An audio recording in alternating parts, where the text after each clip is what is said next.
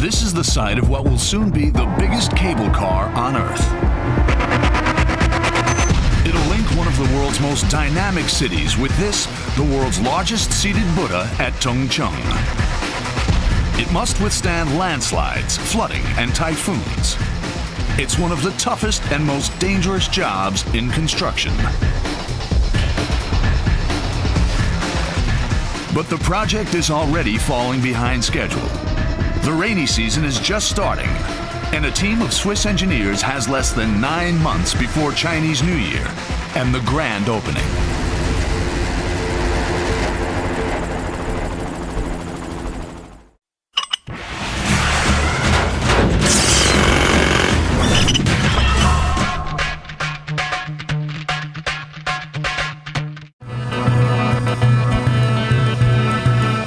It's a huge engineering task. To build a state-of-the-art cable car that will traverse 3.5 miles of rugged mountains and a windlashed stretch of the South China Sea, you need one key ingredient. A team of the world's finest cable car construction workers, men and women who've honed their skills on the granite peaks and glaciers of the Alps.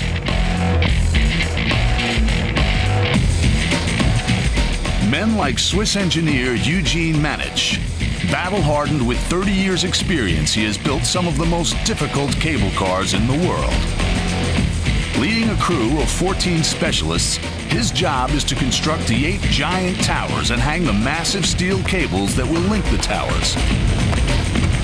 The lives of thousands of passengers will soon be hanging on his expertise. Irish engineer Archie Blair is in charge of building the passenger terminals and the deep concrete foundations that will support the towers. Not only must his team contend with the inaccessible terrain, but also Hong Kong's complex geology. If he falls behind schedule, everyone does. Helicopter pilot Inga Baggerly earned her stripes in the Canadian Air Force before graduating to heavy construction. Inga and her daredevil fellow pilot, Martin Newsley, must ferry great chunks of steel, delivering them literally into the hands of Eugene and Archie's teams. One false move could spell disaster.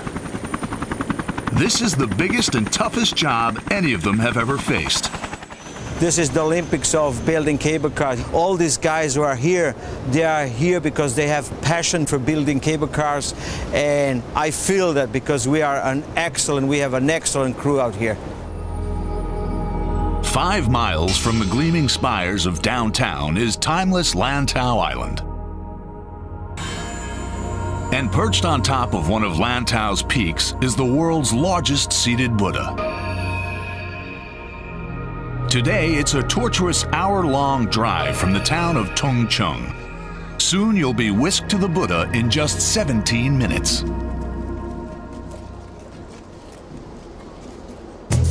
In essence, a cable car works like this. 2 steel cables are attached to a series of towers. Passenger cabins hang from one of the cables, and the other cable hauls the cabins, pulled by a huge engine. In Hong Kong, the cable car starts at Lantau's main town, Tongcheng. From there, passengers loop across the bay via Airport Island before beginning the steep climb to the Buddha. It's the quickest and easiest route. But unfortunately for engineers, most of the journey runs across National Park. And to lessen the environmental damage, planning authorities have demanded a minimum number of towers. But less towers mean each must carry a heavier load. Heavier loads need bigger towers, and the 8 big towers are harder to build.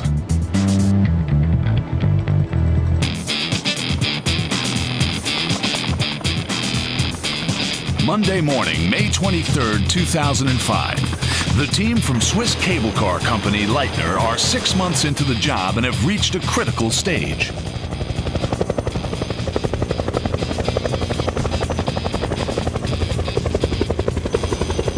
The Concrete foundations have been laid for the biggest and most challenging of the 8 towers, Tower 3, the Monster.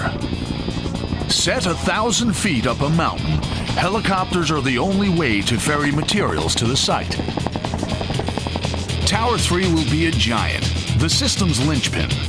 It's designed to support nearly 500 tons and be tough enough to withstand the worst of Hong Kong's notorious cyclones. This tower has to carry each side over 210 tons. And that's huge, unique in the world.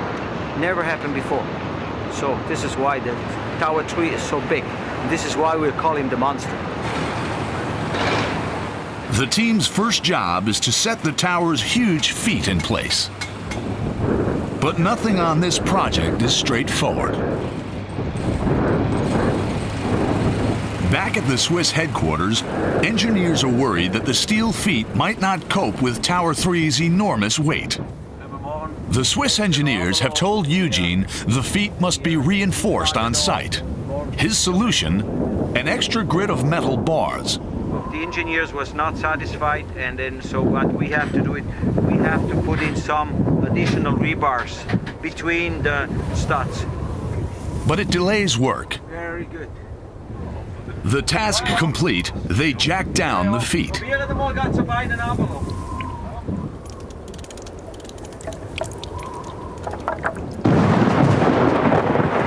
Unluckily for the team, the heavens suddenly open.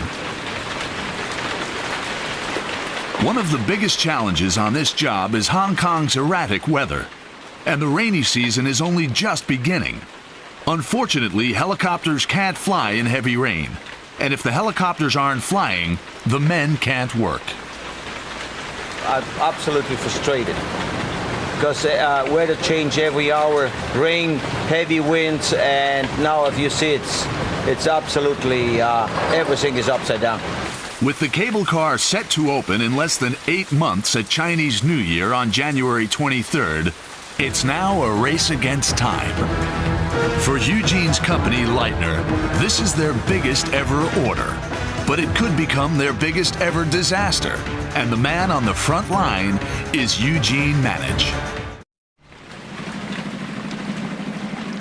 This morning, Eugene is at the barge that serves as a staging post for the heaviest construction materials. They ship the giant barge to Lantau Island because it makes for shorter helicopter journeys to the construction sites scattered across the mountains. But there's just one problem. In the helicopter's downdraft, the barge can swing around dangerously. So, can you ask him if he thinks that this time the barge is stable, not spinning around when the big helicopter is coming? Little bit. But how much? How much? 直升機降落嗰時會唔會好犀利？可能一等我力會嚟。Just a little bit. Okay. These steel girders are destined for Tower 3, the biggest of the towers that will support the cable car. Up at the site, his team prepare for the heavyweight cargo that will soon be on its way. Ja, gerne, verstanden. Ja, du hast gefragt, ob du noch etwas würdest brauchen. Ich glaube nicht, das sollte alles bei uns hier alles bereit sein. 10 Minuten, Viertelstunde. Sagen 10 Minuten könnte es weitergehen, denke ich. Okay, merci. Like seasoned rock climbers, Christian Oberle and Werner Truxell clamber nearly 70 feet up the frame, using specialist boots and stirrups. Vertigo is not an option in this job. Robert Giesler, the loadmaster, coordinates action via radio with helicopter pilot Martin Newsley. Timing is everything. Ja, Robby, dat zum Bestätigen. Jetzt machen wir Wand 1-4, ja? Werner, Wand 1-4. It's action stations. A heavy lift Kamoff helicopter takes to the air. Leitner have brought this workhorse in all the way from Switzerland, especially for the job.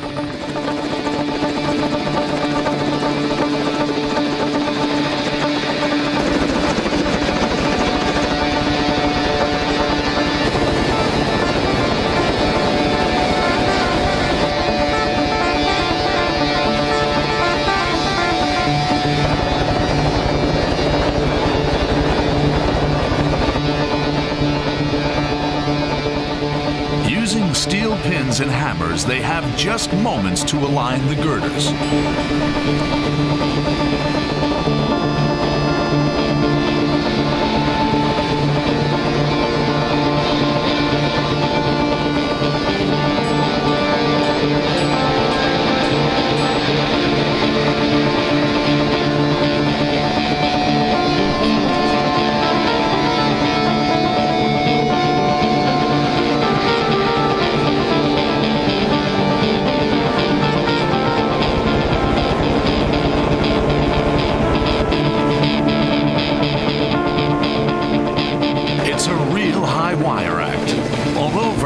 Light of it, one lapse of concentration could lead to the loss of a hand or worse. There's quite a bit of side wind, which is quite a problem. Apart from that, it's easy. One leg of the tower is almost complete, but Werner and Christian must move fast as the wind is picking up, and wind makes the job even more perilous. It's all about teamwork. You have to be able to trust your teammate. He has to know how you think, and you have to know how he thinks. As Christian says, it's all about teamwork. Each 2-ton girder must hang from the helicopter at exactly the right angle, so that it can be easily placed in its final position.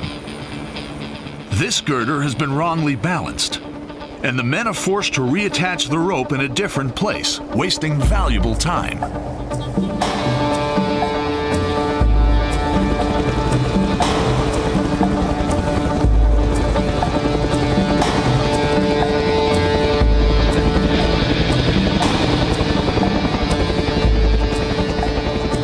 After an hour of this painstaking work, their worst enemy, the wind, is making the job increasingly dangerous. It's getting more and more dangerous because of the wind. The pieces catch the wind and spin around.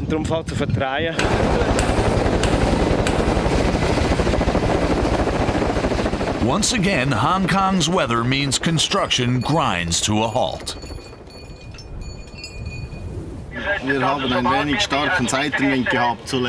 We had too much side wind. The problem is that we should have gotten all the pieces aligned with the helicopter today, which we haven't. Despite the wind, the team are halfway through building Tower 3, but the remaining towers in the system are falling behind schedule.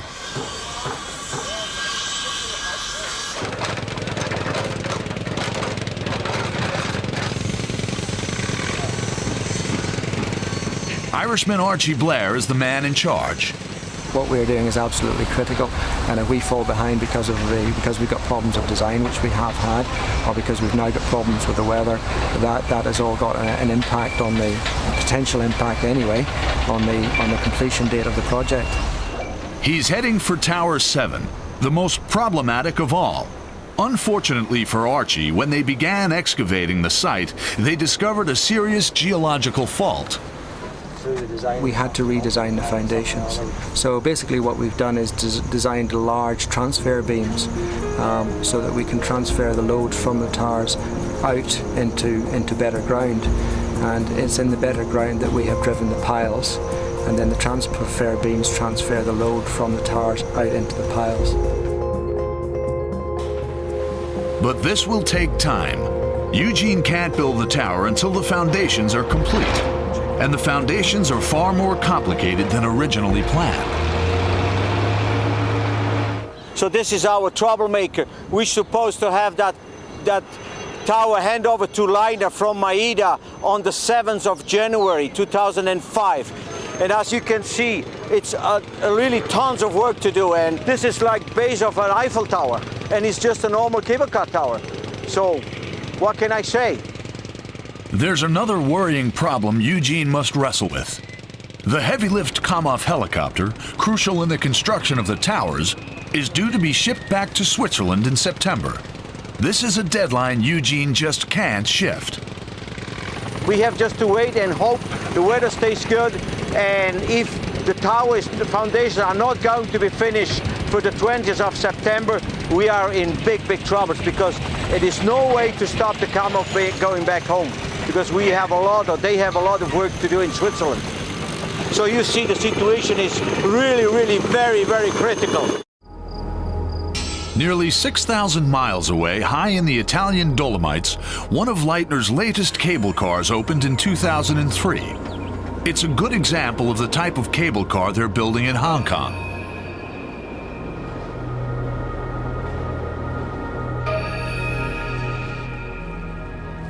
The man behind both Hong Kong and this cable car is project manager Markus Schrentvine.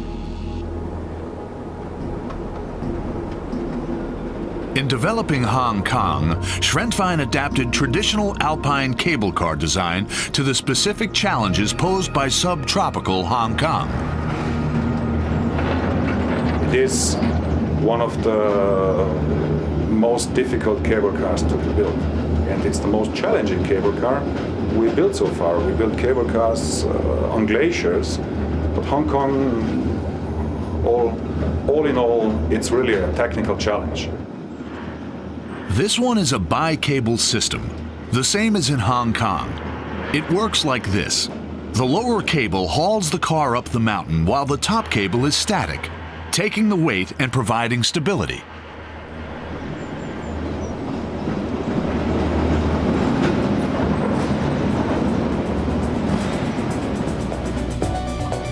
Designers and engineers at the Swiss headquarters spent 3 years developing Tung Chung.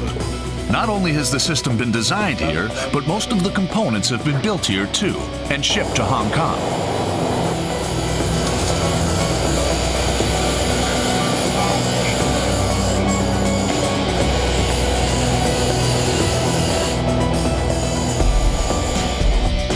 But there is one crucial part of the cable car that Leitner don't build.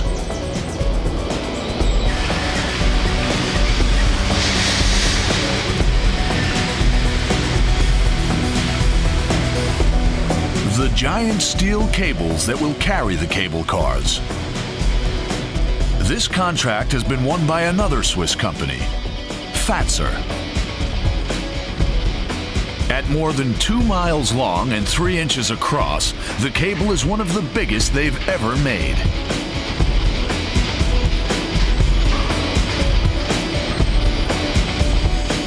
It'll be the critical link in the Tung Chung cable car. Rigorously tested, it can withstand a force of more than 600 tons. The lives of 3,500 people an hour will soon depend on it. Because today, the mammoth 120-ton cable is being loaded onto a 26-wheel low loader. It's too heavy to send by air, so the cable begins an epic journey by road, river, and ocean to Hong Kong.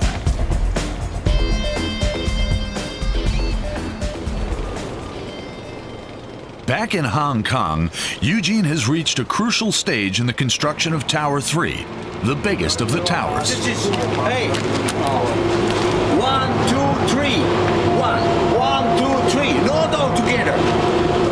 You understand? This is wrong. Yemen time. Okay. This morning, his team are fixing the all-important saddles on the tower. These are the runners along which the cable will move. So this is the part where the track rope goes on, and this is the rollers, the whole rope is going on. So they are going to be set up one by one. Nothing is straightforward when building cable cars. The team have discovered the saddles don't quite fit the girders, and they're forced to cut them to size right here. Improvisation is the name of the game.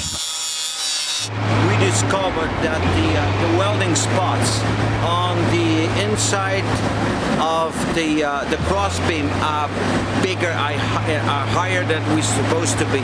So we have to cut the plates off and just modify. With the saddles trimmed, they're ready to take to the air.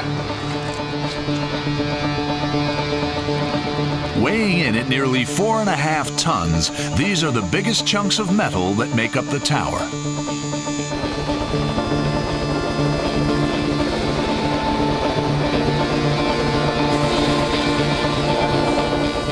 For pilot Martin Nusley, the main challenge is lifting the saddle safely from the barge, which shifts dangerously in the downdraft.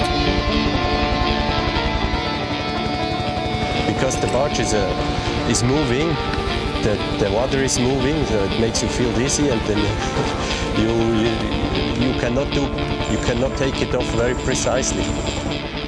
Once it's in the air, it's okay.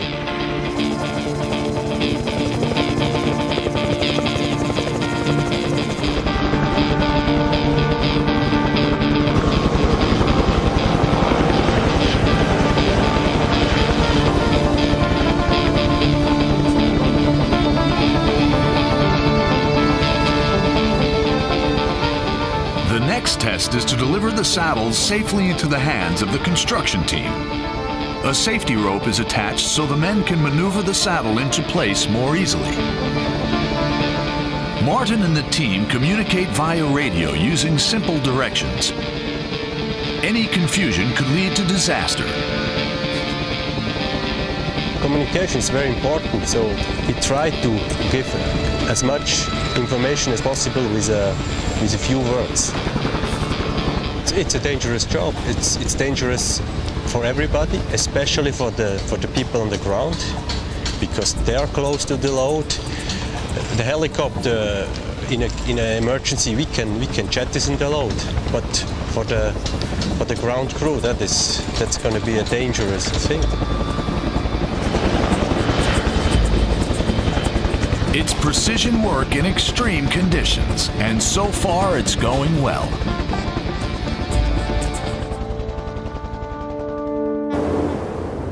Nevertheless, elsewhere on the project, progress is slow. Delays in building the remaining tower's foundations have had a serious knock-on effect for Eugene. The schedule is slipping, and opening in time for Chinese New Year is looking increasingly unlikely. Everything is different, everything. You know, like when we start, like set up like ourselves with Marcus and our engineers back home, like start up the job, you know, you are doing some plans and you have approximately an idea how it should go. And now it's different. But deadlines are deadlines, and it's Eugene and Archie who are charged with meeting them. Both Leitner and Maeda face huge costs if these men overrun. What's more, the difficulties they face are only set to get worse. The endless delays have reached a critical point. Back at Leitner headquarters in the Alps, a crisis meeting is called. Der Kunde ist bereit, die Stillstandskosten des Helikopters uns zu vergüten. Nur das Problem ist natürlich, jetzt kommen wir in die Taifun-Season rein. Das heißt, wir haben allein im Monat Mai 18 Schlechtwettertage gehabt. 18 Tage, wo kein Helikopter fliegen hat können und wo im Grunde ein Baustillstand war. This is the man who must ultimately decide whether to admit defeat and delay opening. Managing Director Martin Leitner. It's the family firm that's at stake. Das Problem ist, dass wir jetzt da eine Verzögerung haben von mehr als 2 Monaten. Der Hubschrauber ist eigentlich nicht mehr verfügbar und wir wollen den Endtermin Ende Jänner halten und jetzt ist die Frage, was können wir tun? Und den Übergabetermin zu verschieben, das ist ausgeschlossen? Ist 23. Jänner Deadline. Und wenn wir so weitermachen, dann können wir den vergessen. Und vergessen nicht nur im Sinne, dass der Kunde dann ein Problem kriegt, sondern auch vergessen im Sinne, dass wir horrende Mehrkosten haben, was unbedingt zu vermeiden ist. Ja, ich bin optimistisch beim 23.01. The meeting decides the battle isn't lost just yet. Chinese New Year is still to be the opening of the Tongcheng cable car.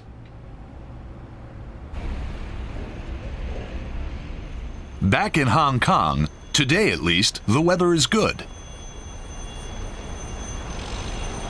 It's a chance for Archie Blair and Japanese contractors Maeda to push on with building foundations for the next tower in the system, Tower 4.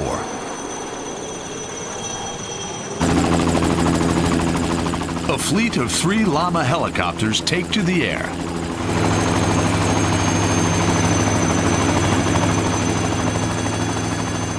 Like carrying steel girders, ferrying huge buckets of concrete to the site is dangerous and exacting work.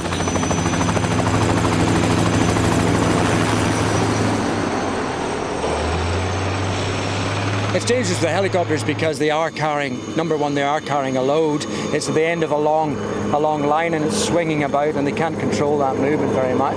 The wind direction can change momentarily, and because it's very mountainous terrain here, it can actually blow it right into the hillside. They could lose it. It's a delicate dance between the men on the ground and the pilots who serve them. One of the most experienced pilots on the Tung Chung team is ex-Canadian Air Force pilot Inga Baggerly. So long as you keep your mind on the job all the time, the risks are manageable. The weather is definitely a big factor here in Hong Kong, both the wind and the weather that changes so quickly.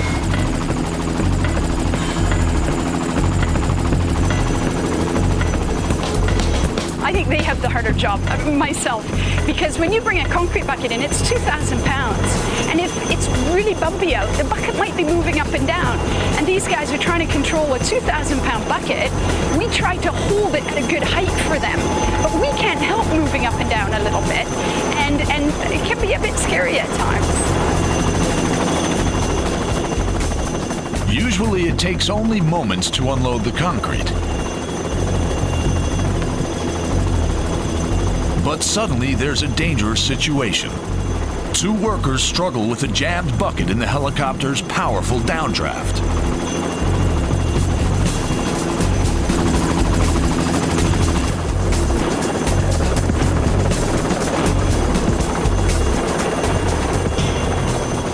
Brute force saves the day.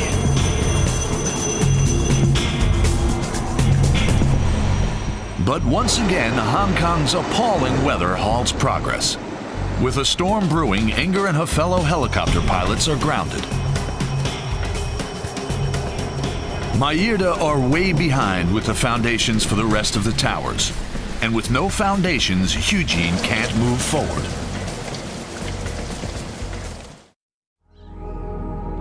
It's now September 1st, 2005. 3 months after the crisis meeting at Leitner headquarters about delays on the Tung Chung cable car. Since then, the situation has got worse. Much worse. Hong Kong has suffered one of the worst rainy seasons on record. Now the project is 12 weeks behind schedule. But at last, the rainy season is over. And today, Eugene wants to put the finishing touches on Giant Tower 3. All that remains is to attach the crossbars, which will allow easy access for maintenance. You see they are twisting to each other, so the pilot, it's a very, very difficult job. He has to lead them out, you know, in between. You see that this pipe stays here, and this one is leaving with that crossbar. And this is the most difficult job on the difficult part on that job, to take it off from the barge. So we have to be prepared very, very well. Yet again, the weather is against them. This time, it's not the rain, but the wind. Robbie, the loadmaster, tests wind speed and decides to cancel the flight. It's too dangerous for the heavy lift come-off to fly. Eugene has little choice but to accept the decision. We have 37 to 40 knots on tower number 3, and unfortunately we are not able to do any lifts, any flight with the cam off. Now we have to call the guys back, and that's it. But what can we do? That evening, the giant cable reaches Hong Kong from Switzerland after numerous delays en route. But it doesn't matter. The Leitner team aren't ready for it anyway. Marcus Sigrist, Tung Chung's construction manager, is painfully aware of this. The major delay obviously has been caused by not completing the civil work. There are many factors which have played a role. Weather certainly was something which we couldn't calculate. Obviously we are far behind. We're trying to catch up. We're trying to get more resources into it from our side to speed up the process. The roads are closed to traffic. Working through the night, Marcus helps position the huge cable, ready to be pulled between the towers.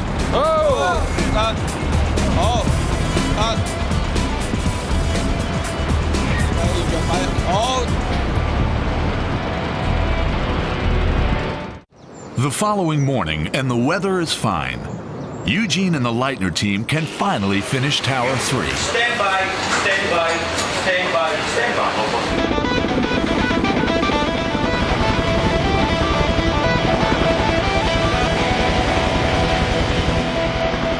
The crossbars are the most awkward of all the 40,000 separate pieces that make up the jigsaw that is Tower 3. This means installing them is difficult, and the Leitner team have to be especially precise.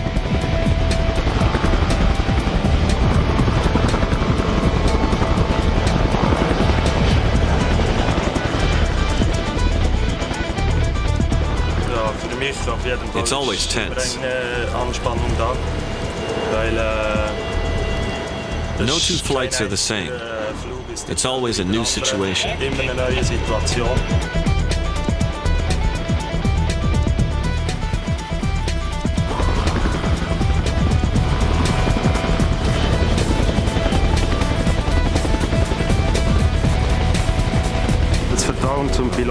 Trusting the pilot is very important, because if something goes wrong, you can pay with your life.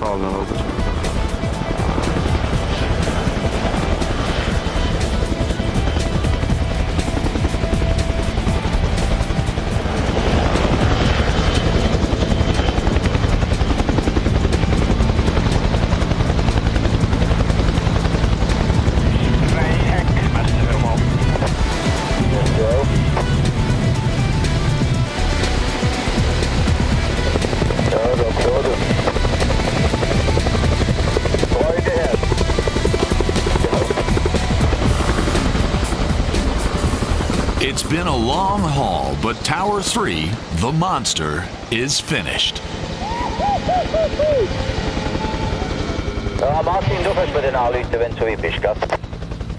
It's one of the biggest cable car towers ever constructed, and Eugene's men raise a little piece of Switzerland to celebrate.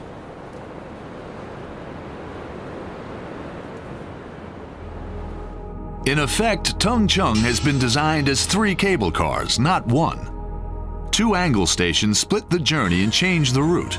Each section runs in a different direction and travels at a different gradient up to the giant Buddha. What I have done until now on those big jobs in Korea, in Malaysia, or in Brazil, there were 1 section. So you have 3 sections here. So this is like triple up everything, you know. And for Eugene and his team, the biggest challenge still lies ahead. Now they must perform the tricky task of pulling the huge track cable across the first section of the system, over Tung Chung Bay. Starting at the passenger terminal, the cable is supported by 2 towers before being anchored at the first angle station on Airport Island. And weighing in at 120 tons, the cable doesn't get much bigger than this. It's like a giant tug of war. To stop the cable sagging into the ocean and endangering shipping, each end is pulled taut by the winches. It's a challenging task as they guide the huge cable down to the drum where it will be anchored.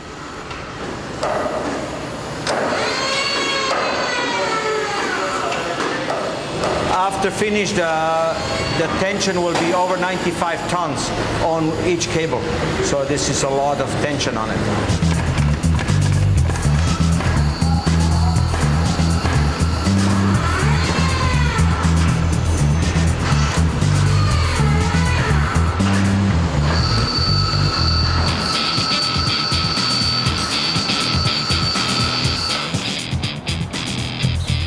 Although the Leitner team have successfully pulled the steel cable over to Airport Island, they now must anchor it at the passenger terminal. This is where the Swiss engineers excel, as they delicately thread the cable through the winching mechanism. Yeah, now you can see the point of the cable comes in from level number 2 back to level number 1, over the anchor drum and into the main clamps.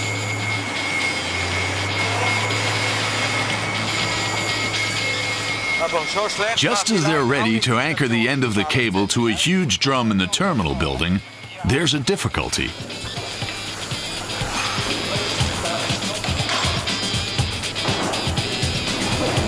The guide rope has slipped. Any damage to the cable would be disastrous, making the cable car unsafe and delaying the project yet again. So Eugene is forced to rush in and help. You help when you can see it. What? Keep on over.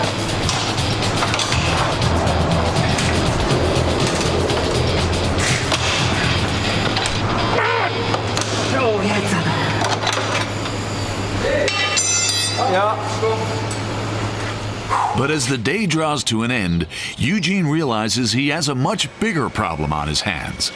Part of the cable is temporarily being supported by a giant crane, and the cable is sagging. This is the 17 mm track rope, and because of the stiffness of that big cable, we have to lift it up to 60 meters. Unfortunately for Eugene, local regulations forbid leaving a crane carrying a load overnight. This is because of the danger of high winds toppling it. Now we are in a critical situation. We cannot leave the weight during the night on the hook. We have to release. So what we have to do is we have to go on the other side of the station and just pull a little bit more. We have too much slack to this side, so we have to pull on the other side. And that's it, what's happening at the moment. Markus, lass mal wegen dem Kran, es wird etwa 8:30, gell? Eugene's colleague, construction manager Marcus Sigrist, now becomes involved. Okay, good. They cannot leave the weight on the crane. You can't do that. There's a legislature here in Hong Kong preventing you that from doing it, but secondly, it's also for the sake of the cable. Let's say during the night the hydraulics is bleeding, the cable will go down, it will damage the cable and ultimately jeopardize the whole operation. It's fast becoming a huge headache. The only option is for them to work through the night. But the team are already working 6 days a week, 12 hours a day, and a rebellion is brewing.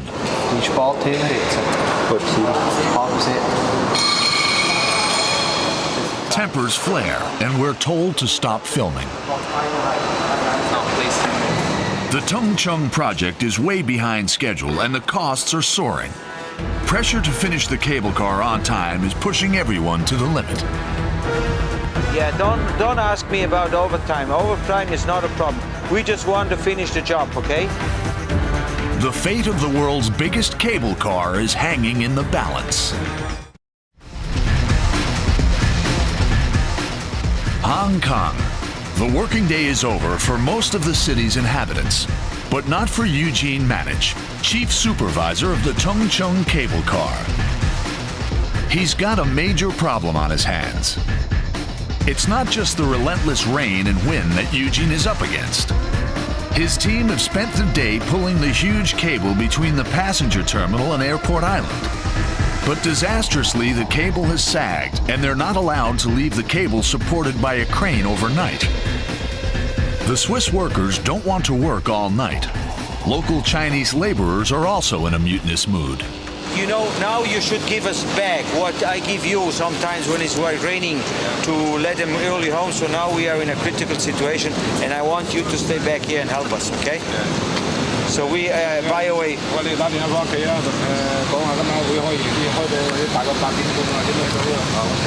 And on Friday, 5 o'clock, we have a big party here. Okay? It's now midnight. Eugene and Marcus have finally persuaded their men to stay on to solve the problem.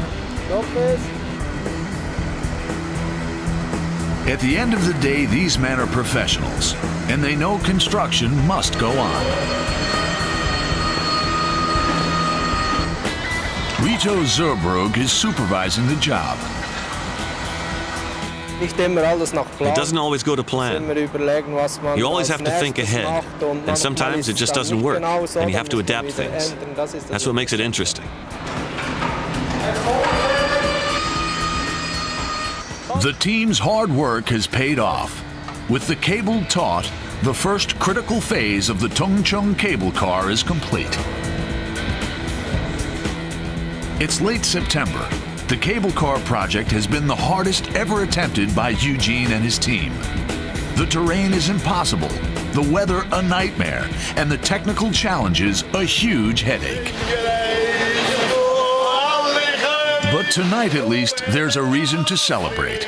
It's now highly unlikely that they'll finish in time for Chinese New Year, but Eugene and the boys have finished the first stage of the world's biggest cable car. This is just fun because we had a couple good weeks, so everything goes fine. Right on cue, the heavens open. But tonight, at least, it doesn't matter. It's time to party, and they deserve it. Never you can drink enough in Hong Kong. No. Too much sun, you sweat too much. Pure water. What about your guys? What do you think? They have a drop sometimes, no problem. They deserve, but not me. The men might be months behind schedule, the budget soaring, but building cable cars is one of the hardest and most perilous jobs in heavy construction. And in Hong Kong, the kings of construction are meeting the challenge. You have very, very good days. I have sometimes very difficult days because sometimes things goes wrong, but we try, with our good crew and with help of my friends, and we are trying to do our best.